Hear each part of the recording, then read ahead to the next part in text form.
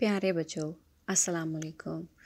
आज जो कहानी मैं आपको सुनाने जा रही हूँ उसका नाम है चूहा और मेंढक।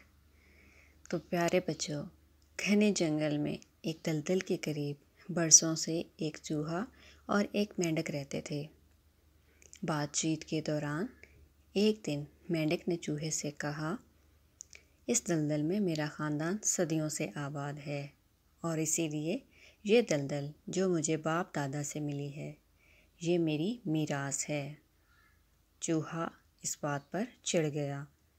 उसने कहा, मेरा ख़ानदान भी यहाँ सैकड़ों साल से आबाद है और मुझे भी ये जगह अपने बाप दादा से मिली है और ये मेरी मीरास है। तो प्यारे बच्चों, चूहे और मेंढक की आपस में इस बात पे झड़प हो गई। ये सुनकर मेंढक गुस्से में आ गया और तू मैं शुरू हो गई। बात इतनी बढ़ी कि उनकी दोस्ती में फ़र्क आ गया और दोनों ने एक दूसरे से बोलना छोड़ दिया। एक दिन चूहा वहाँ से गुज़रा तो मेंढक ने उस पर आवाज़ कसी, जो चूहे को बहुत बुरी लगी। उसके बाद चूहे ने ये किया कि वो घास में छुप कर बैठ जाता और जब मेंढक वहाँ से गुज़रता तो वो उस पर हमला कर देता। आखिर तंग आकर एक दिन मेंढक ने कहा, ऐ चूहे, तू चोरों की तरह ये क्या छुप छुप कर हमला करता है?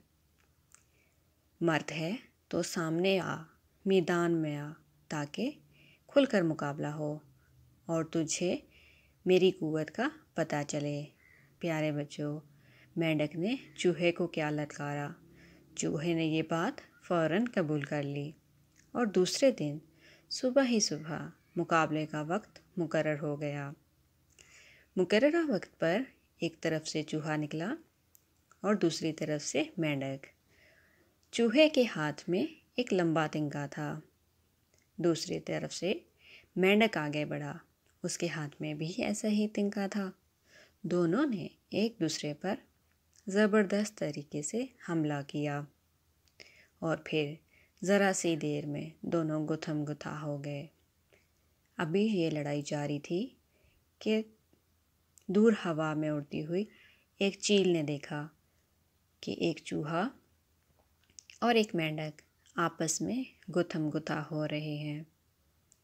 वो तेज़ी से उड़ती हुई नीचे आई और एक ही झपटे में दोनों पहलवानों को अपने कब्ज़े में ले लिया। अपने तेज़ नोकीले पंजों में दबाकर दोनों को ले गई। अब वहाँ न चूहा है न मेंढक, लेकिन दलदल अब भी वहीं मौजूद है। तो प्यारे बच्चों, आज की ये कहानी यहीं पे ख़त्म हुई। उम्मीद है इस कहानी से आपको एक अच्छा सबक मिलेगा। प्यारे बच्चों, अपना ख्याल रखना और मज़ीद अच्छी अच्छी कहानियों के लिए मेरे चैनल को सब्सक्राइब लाज़मी करना। अल्लाह हाफ़िज़।